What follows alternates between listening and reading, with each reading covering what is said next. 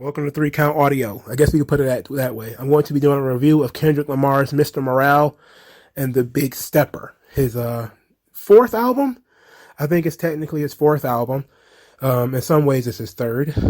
So, first idea I want to talk about is I did stop listening to rap music a long time ago. I stopped listening to rap music a long time ago because I just fell in love with the art form. I still like it. I still enjoy it enough that I am not repulsed by it, but a lot of the music today is not really my style. Kendrick Lamar was one of my favorite rappers. I'm one of the old school Kendrick Lamar fans from like 2008, 2009 when he's with TDE. I think he's leaving them within the next few years. I think this might be his last album with them, with TDE. And I remember the Kendrick Lamar EP, and him, like J. Cole, was one of the people I was trying to get other folks onto before they really blew up.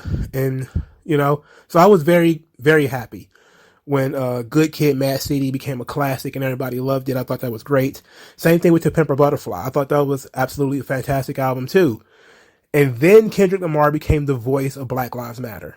And I just became disillusioned with the whole Kendrick Lamar product. I'm not even going to lie to you. I have not listened to a single Kendrick Lamar song since he became sort of that guy. And I mean the voice of Black Lives Matter. And that it continues on this album, but not as much.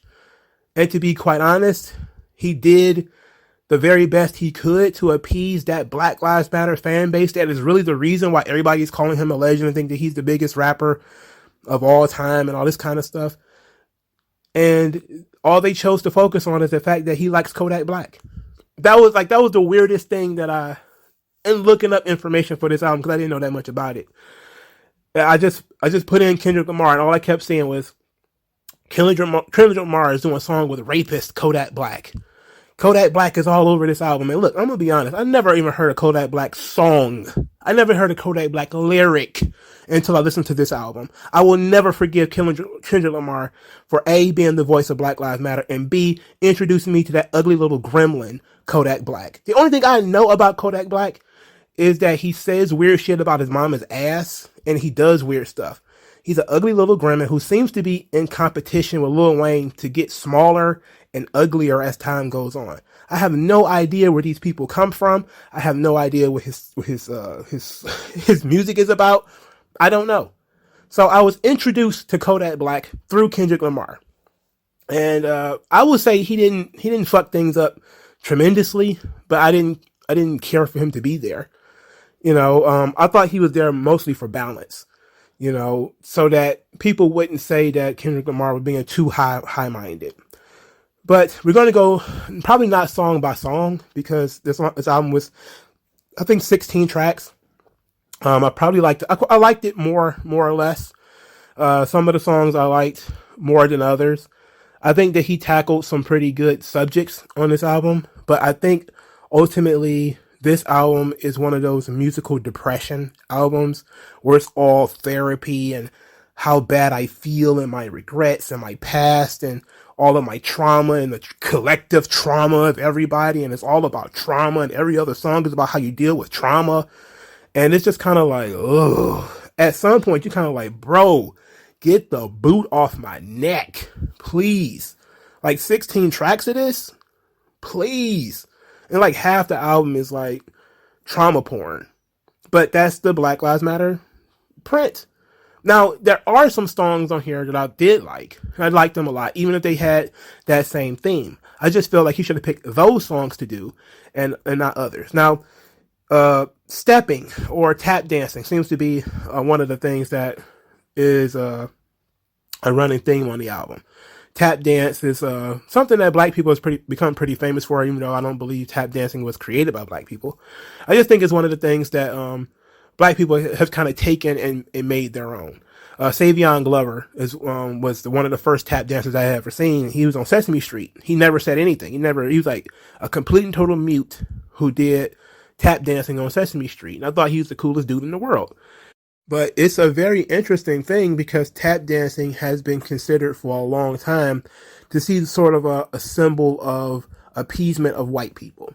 So you talked about to black people who are, they think that they're doing something in order to impress whites, you'll say that they're tap dancing. Foot shuffling would be another one of those things. Because that's kind of what you do when you tap dance. You're kind of shuffling your feet a little bit.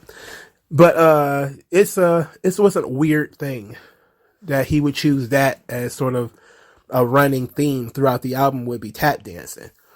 He doesn't really tap dance around a lot of issues. We get the feeling of how he feels about some subjects. So we're not going to go through the entire album. I just don't see the point in that. But I do want to go through some of the themes. One of the themes is his spirituality. He talks about that a lot on this album. Specifically, he mentions fasting a lot throughout the day. He mentions that a lot on here. Like it's like the dude never eats, and it's a really weird thing. But I do want to talk about let's go song by song. How about that? All right, so the first song I heard was United in Grief. It felt like 3 or 4 songs slammed together. I really didn't like it. I was just kind of like, whatever. The second song was N95, which I thought was pretty good. I think when he's in the early part of the song, he's saying take off, and he says take off all these different things. And he's talking about, understanding what's underneath underneath all of the Birkin bags and expensive clothes and all of these sorts of things that you have. What's underneath that? And of course, N95 is a mask. So if you take your mask off, who are you? What are you? And it says you're ugly as fuck, So that's kind of like one of the things is saying that, you're nothing without all of this stuff. You're ugly on the inside. One of the reasons I stopped listening to Kendrick Lamar is because he's heavily influenced by Eminem. And so he does too much weird shit with his voice. And I don't know when that started because he didn't do a lot of that early in his career. I think it started around the time of To Pimp a Butterfly. He started doing a lot of his Eminem vocal stuff. And I'm talking like being really weird with his voice. And it's creative when it's done right. But then there's times where I'm just kind of like, I don't really need you to like do vocal manipulation on here. You could have just rapped and been very cool, but he does what he does. One of the questions he asked in N95 is what community feel like they're more relevant? And it meant like it was supposed to be a question to, I don't want to say guys, but it seems like it might have been a question towards men. But the flow switching and too much vocal stuff. But I did like N95 overall. The next song was Worldwide Steppers. It features Kodak Black. And this song was basically a song about how you hurt other people and how are we acknowledging that we might hurt other people. And in this song, he talks about having aggressive sex with white women. It says ancestors think it's retaliation. Basically, all the times he fucked white girls and how ferociously he was fucking this white girl. I think he said in Copenhagen or something like that. And his ancestors would think it's retaliation. And he said something I thought was very interesting. He says that high blood pressure flooded the catering when he was doing a Christmas drive in his neighborhood. He's talking about how he's killing other people. And he did the Christmas drive. I'm guessing there's catering, but there's unhealthy food. There's salty, unhealthy food. And he talks about that on this album a lot too. It's high blood pressure and staying clean, staying sober, these kind of things, which are good things, which is the opposite of what normal rappers really get into, which has kind of been a staple of Kendrick Lamar. He was never really, even though one of the first songs I ever heard was Pissing and Patron, he was never really let's get high, let's get drunk, let's do da da da da. He's always been more of an introspective rapper, so it was always sort of that anyway. And I kind of appreciated this song because it is asking how do you hurt people indirectly, like you're not trying to. And he's talking about how average people murder each other every day. He's using extreme language. Of course, he's exaggerating. But what he's saying is and he gives the example of the food drive. You're hurting others by providing them with unhealthy food. So he just gives you a kind of an example. And I think that the song it was an okay song. It was meh. I wouldn't give it a thumbs up or a thumbs down. It was just kind of a filler. This is kind of what it was. The next song I heard was Die Hard featuring, I'm guessing this is pronounced Blast, BLXST. I'm guessing that's pronounced Blast. And Amanda Rafer. This song had a really great beat. It was really breezy. I think somebody in the comment section said it was more of a summertime song, and it did feel like it. I really liked the lightness of Rafer's voice. And he says, I hope you can see the God in me, which I thought was a really good message. And it's a song, of course, is about regrets and overcoming the past, which I think is a really good thing. And he says that, my past won't keep me from doing my best, which I think is another really good message. Because sometimes people do believe that, because they made mistakes, they can't do better. And you always want people to believe that they can. Okay. So, your past does not make your future. Now, Father Time is a very interesting song because while I like the song, I do realize what he was doing with this song. Now, so the song is about daddy issues, and he talks about his own daddy and all the things his daddy taught him. Never giving up, never backing down, being competitive, never crying, all this sorts of things. Of course, it's all portrayed in the toxic masculinity role because near the end of the song, he says that everything he didn't want is everything I was. Essentially, all these things that his father taught him, he became them anyway, which means sensitive, even though he says he's still competitive. But he says that, oh, well, I had some healing to do. Like when Kanye and Drake made up, he's kind of said like how that was baffling to him, and he still has some maturing to do. So it was all wrapped in this concept of toxic masculinity, which you hear a lot from the feminists is, how, never backing down, not crying, not going to therapy, and, is all toxic. And you have to overcome this. But that's the positive thing, is that you do eventually have to overcome, and you have to learn from your father, but you can't mirror your father. And that's the one thing that I did appreciate when it comes to this song, is it was introspective and it was a healthy critique of his father, while accepting that he did learn some things that were useful and that made him who he was, and that without the lessons that his father taught him, he wouldn't be here today. But saying that being here today, I nearly lost something. And of course he would say, it was my soul. I almost lost my soul. What did he say? He had a heart of stone and a mind of gold. But what happens when you almost lose your soul, or something to that effect? So it's basically a critique of his, are you saying your father is soulless? Like he tells the story in this song about, his grandmother dying, and his dad went back to work. And he says, look, son, bills are due, and these aren't no silver spoons. His dad had to go to work. So yeah, his mom died, but he had to pack it up and go back to work. Yeah, that's tough man shit. That's a tough, difficult situation. I'm sure if he could have gotten 6 months off of work, he would have done it.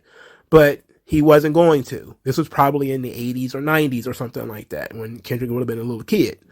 So it was a different world then, But still, how is, and I think he asked this question in this song, is how does sensitive help? Since when does being sensitive actually help in these situations? And of course, he used the old tyrant. My dad said, don't come back into the house unless you beat his ass. So he would stay outside, so his dad wouldn't know that he had lost a fight or whatever. But I think the important thing here is, yes, there is some toxic masculinity critiques in this song. At the same time, though, every man has to learn how to be a man in his own way. And that's how I come to appreciate this song. There are some things I learned from my dad that I don't use, but I learned them. There are things that we learn as men that we don't necessarily use. Maybe they're old hat. Maybe those are things from when your dad was a young man to when he was growing up and getting married at his time. And, when you were a child, it was a different world. I was a child in the 80s and in the 90s. Different world than being a child today. So you have to be able to learn and grow for yourself. And plus, you never want to actually mirror your father. You want to give him credit for being who he was, and teaching there and being there.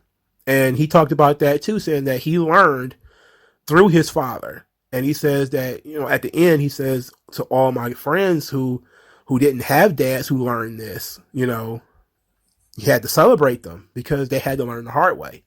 But he had his dad. So that was a positive thing. So even though he kind of, again, goes into the whole toxic masculinity thing, even without saying those words, because he was very careful to not really get into too many of the buzzwords. He didn't drop that term on you. But if you were a thinking man, you would have picked up that he was talking about all the little toxic masculinity things that you hear feminists talk about all the time, and how those things are wrong, but there are things that he learned, and how these things helped him in his life. All right, so the next song would be Rich Spirit, which is, I think, is a very good song as far as the content, because it's about not living your life online and not being focused on material things, being focused on spiritual things. So it's kind of like being rich in spirit. So that's very good.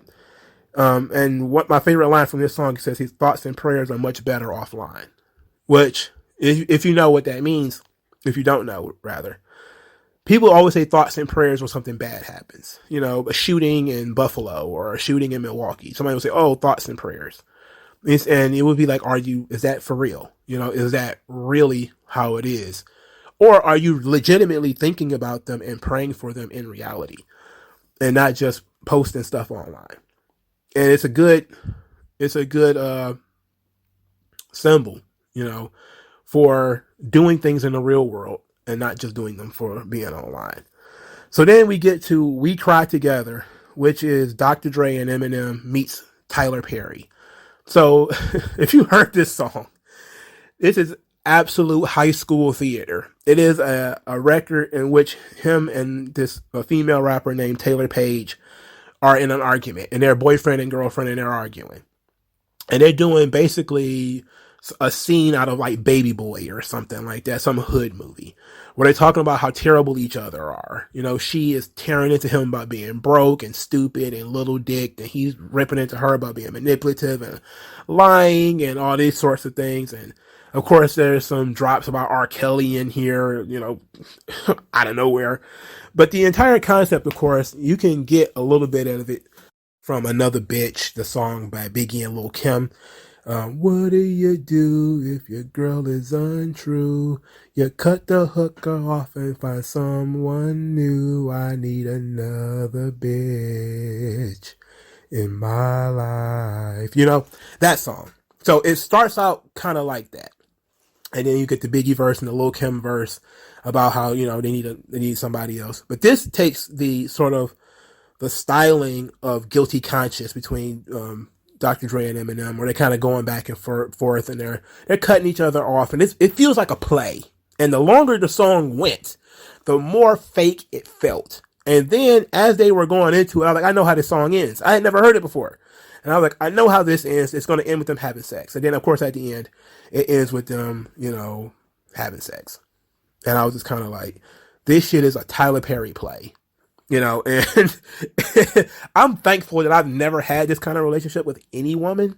I never stood flat-footed and had these sorts of arguments where, you know, whose name the car is in, you know, all this kind of shit, you know. I wish I'd have fucked your cousin or your brother or something like that. Come on. Like, who has these kind of conversations without somebody going to jail? Like, nah, it's just, At first, I literally wrote down, I think this was during the first verse that it felt real. But then the longer it went, the more phony it felt. You know, like by the time we got to the, I think, third verse, I was just kind of like, okay, we've reached the realm of the Tyler Perry play. This is just a drama. Especially when she started going off about, you know, it's people like you that think R. Kelly this and Harvey Weinstein that. And I'm like, what the fuck do you have real arguments with people and R. Kelly and Harvey Weinstein ever come up? If I was really mad at my girlfriend, those two names would never appear in that conversation. So that tells me that, you know, there was obviously something more that he was trying to say there. And then, of course, they kind of gave the woman a little bit more of the political angle with talking about R. Kelly and Harvey Weinstein or whatever. But I think the idea was fine. You know, I think the idea was fine. I didn't hate it. You know, I just thought it was very Tyler Perry and very over the top. Purple Hearts, I really did love this song. Summer Walker and Ghostface feature on here. I love the beats. I love the production to this. It's a song about, you know, kind of antisocial people where, you know, it's about, you know, like he says, you know, I've been socially distanced since, you know, before the pandemic or something like that. And, and she says, Summer Walker says, anti everyone before the mask. But the Summer Walker verse, it was kind of trash. I'm not even gonna, I'm not even gonna lie. Like I'm not a big fan of Summer Walker anyway. So for me, it was kind of whack. You know, like she's not much of a singer. She's not terrible. She's not. She didn't have a terrible voice. But I just felt like when she starts talking about, you know, getting hit on the balcony and stuff like that, I'm just kind of just shaking my head like I don't get this. What's the point of this? So and Ghostface killed it, of course. Big fan of Ghostface Killer. He sounded old on here, but you know, sounded like a veteran. Like when I used to hear Rakim in the late '90s or in the early 2000s. That's kind of how Ghostface sounds now. You know, because I wonder how old Rakim sounds now. You know, like when you used to hear new Rakim verses in like the 2000s, you'd be like, damn, Rakim is like a wizard now. It's like listening to one of those wizards from Harry Potter or something rap. You like, oh shit, that nigga old as hell. But you know, he's not whack. He's just got an old sounding voice, and that's kind of how Ghostface sounds now. He just kind of has an old voice, but you know, his energy is not there. That's the one thing about Ghostface that was always his very strong suit was the power of the Ghostface voice, how energetic he used to be on a record. Like listen to Apollo Kids. The song's 20 years old, okay? It's like 22 years old actually. If you listen to Apollo Kids or something like that, you can get the full Ghostface experience. On this, you get old, wise Ghost, which is not bad, but it ain't young, you know, highly energetic Ghost. But Ghostface Killer is not whack, trust me. Count Me Out was the next song. I really love the grooviness of the beat on here. The background vocals, I think it might have been a sample, was really good. So once again, it's a song about eschewing fame and not really wanting to be famous or feeling the desire to be famous or stay in the public eye at all. And wanting to, you know, kind of be on your own. And he says, I love when you count me out, you know? So I liked it. I liked the song overall. I love the beat. I didn't need the beat switch on here. Sometimes beat switching, flow switching doesn't help. I think some people tend to do that because it's a good barometer of talent. Like, oh, look how he can switch his flows. I'm like, yeah, but sometimes you don't need to. And in this, you don't really need, he didn't need to switch the beat. Like, especially in the early part of the song, we didn't need to switch the beat. Yeah, it came back a little bit later, but I was just kind of like, okay. But I didn't need a song switch on here. Crown. Crown is an excellent song. Because of course, the central theme is you can't please everybody. And one of the things that he talked about is basically being generous and how your generosity is almost never enough. And over time, he says love can turn in a season or love can change in a season. And everybody's experienced that.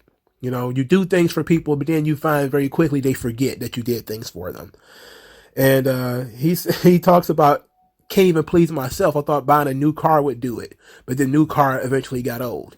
And you really get the message that he's trying to send as far as even when it comes to being generous. You can be generous with people, and then over time you say no to them once. They forget all the times you said yes. They just focus on the time you said no.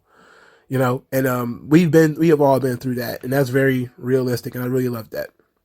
Yeah, there was a song called Silent Hill with Kodak Black. Skip that. Savior. And I think Savior is a very important song because I listened to this right before the next song, and we're going to talk about the next song, probably be there for a minute or two. But he first started by talking about how celebrities are not your saviors, which I think is a very, very important message, especially when people are listening to Kodak Black, when people are listening to Kendrick Lamar as a musical savior and the voice of Black Lives Matter. He talks about this and he basically goes through, I think he mentions himself, he mentions J. Cole, he mentions, I think another rapper, and he mentions LeBron James and some more guys, and says that, you know, these are not your saviors. And then we talk about later, he talks about political correctness, and that political correctness is the only way to have an opinion. And he's basically saying it like he's eschewing political correctness. Like, I'll say what I feel, I'll say what I want. Fuck you niggas, I'll do whatever I want. And then he starts talking about COVID. And he's talking about Christians who, you know, didn't want to get the vaccine. And then they get sick and then they start praying to Pfizer rather. And I thought that was funny because, you know, there is some truth to that. Then he's talking about how he got COVID and he started questioning Kyrie, which is Kyrie Irving, the basketball player who didn't want to get the vaccine. And then he says that, hey, well, do I stay sick for 2 weeks or do I get the shot? It's one of those things where he's acknowledging his own hypocrisy, his own contradictions in terms, and it's very interesting. But I specifically love the core concept of rappers not being your savior. That's very important. He says here also, I rubbed elbows with people that was for the people. They all greedy. I don't care for no public speaking. I think that was a very we should blow that up. Like, we should really listen to that. But I don't think he meant it the way that I interpreted it. That's the thing. I think he's trying to make that two different statements, not one statement. So while I took it as I wrote it down, it was one statement. I rubbed elbows with people who are for the people. They all greedy. Like, they, meaning the people who claim they were for the people, were all greedy. What I'm thinking he means is I really did hang with those people. Other people are greedy. But we see who's buying large mansions, Patrice Cullors for Black Lives Matter. Who, again, Kendrick Lamar is the voice of Black Lives Matter. If you don't believe me, the next song, Auntie Diaries. My auntie is a man now. That's one of the songs. My auntie is a man now. I think I'm old enough to understand now. And he talks about how his auntie basically was a better man than all the men. She had all the masculine traits of having all the bitches and having all the money, and all the guys were jealous of her because he even uses the different pronouns and everything. Like, he talks about her as she in certain parts of the song, then talks about her as he in later parts of the song, and asking people like, why do they don't like my uncle anymore? And she would say, oh, it's one of those things. And then he also talked about his cousin who is transitioning, and Demetrius and Marianne now. I think I'm old enough to understand now. And most important thing that I think people need to pay attention to, and he talked about going to church and saying that, am I supposed to love thy neighbor? And then it says he chose humanity over religion. He chose humanity over religion. Very interesting subject. Very interesting thing here. As a non-religious person myself, I had sat here for an hour, because I listened to some of these songs twice. I sat here for over an hour listening to this dude go on and on and on about spirituality and not wanting to be of the world, not paying attention to the material things, and wanting to be famous and all this kind of stuff. And I get that. But that's the only way you can accept this, is if you are not living in reality and you're not focused on anything else. But this is also very much red meat to the Black Lives Matter crowd, because this is their central thing. It's transgenderism. That's their number one thing. And their number one rapper is promoting it on his album as if it's something that he's been living with for his whole life. Like, to be quite honest, most of us knew that there were, especially women in black families, who were what they used to call studs, basically masculinized females. They were usually gay. They took on masculine postures. They maybe wore jeans. They never wore makeup. They had short-cut hair, but they still knew they were women. That was kind of the thing that kind of blew people's minds. Is now, what we saw as stud behavior, now you're supposed to just say that it's a man, and we're supposed to just accept that. And we just kind of like, okay, whatever. And it's an interesting song, but once I heard it, I knew that this was going to be the number one album in the country, and everybody's going to love it. And, he's going to continue being the voice of Black Lives Matter, despite the fact that he says that he's not a savior and all this kind of stuff. It's like, oh, okay. But you're going to bend the knee, though. You're going to play the game, though. I get it. Now, near the end of the song, however, because he keeps using the word faggot, or I'm saying faggot, faggot, faggot. We can all say it together, but only if you let a white girl say nigga. And he stops right there. That's the end of the song. Basically, we should all just be able to say whatever we want, or at least. But he also says that, we was using the F-bomb because we were young and ignorant and yada yada yada. So I'm kind of confused over. Are we letting the white girl say nigger or no? Because there was this big thing about him calling the white girl on the stage and kind of embarrassing her because she, was singing the song and you saying nigga, nigga, nigga all over the song. And now all of a sudden you're saying she can't say it, she can't sing along. So what is going on here? But does it really matter? I don't think it matters. But I just know he was bending the knee. It is what it is. Mr. Morale is another song about trauma, which is probably the 10th song of such. The flow on this song was very good. More audio therapy. Get this guy a therapist. And he talks a lot about, going to therapy and going to therapists and stuff like that. He had another song called Mother I Sober, which is a song about his abuse. Another song about abuse. His mom was abused, how his mom feared that he was abused, how he hurt Whitney, who I'm guessing his ex-fiance or something like that. The different lust demons that he's dealt with. And he starts off the song with a whisper, kind of like a whispering tone, and then it kind of grows as we go along until it gets louder near the end. And he talks about how other people are abused too. But the hook is really what made me say, look, man, I work with these people all day. This is not good. I wish I was anybody but myself. Like, that's fucking depression. All right? You're just fucking depressed. You need some pills. All right? You need to see a psychiatrist. Not a therapist, not a studio. You need to see a psychiatrist. If that's how you really feel, you need help. Like, legit help. So hopefully nobody killed themselves listening to this fucking song. And the final song I heard was Mirror, which is, a song about focusing on yourself. Too busy to save the world. I think he says, I choose me. I'm sorry. I choose me. I'm sorry. So I get it. 16 songs, most of which were good but I don't feel like I need to hear anything more than once, except for maybe Count Me Out. Count Me Out was very good. But, the album itself was solid, I think, from top to bottom. It was a solid album. Not To Pimp a Butterfly, not Good Kid, Mad City, which I thought were vastly superior projects. So I wasn't a big fan of Damn. I knew he needed to have another project after those two, but I don't really pay it no attention. And I know he had Section 80, which was before Good Kid, Mad City. I wasn't really a huge fan of that one either. Even though I did think Section 80 was okay. I didn't think it was terrible.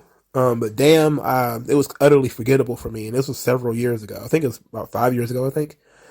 Utterly forgettable for me. But this album was fine. I think he got kind of repetitive on some of the subject matter. Saying some of the same things over and over again. In terms of, I'm above it all.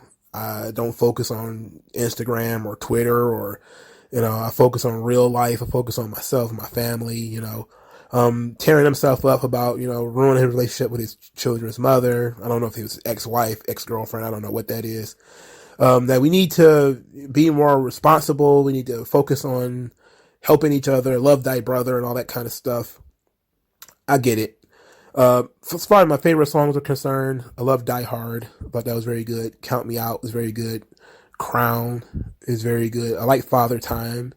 I think it's a very intriguing song. So I don't hate the album. I don't hate Kendrick Lamar. I think that as a rapper, when you listen to his vocal work on here, he's very good. He did a really good job of switching flows, so he wasn't monotonous. He did a good job of tackling difficult subjects, so it was intriguing when you heard something that you were like, oh, that was intriguing. Of course, he just has the same views on everything that you probably heard on the news or anything like that. So it's not exactly groundbreaking. So like people talk about Kendrick Lamar like he's dead prez or something like that. Like he's genre breaking or something like that. It's like there was guys doing this stuff long before him, but they didn't have the Interscope machine behind them. Interscope didn't agree to let them become the voice of rioting. I don't know what else to say. I mean, it is what it is. But I like Kendrick Lamar. I've always been a fan of Kendrick Lamar. I support him even though I don't listen to his albums, because I remember when he was struggling and he was a good MC who couldn't really break through.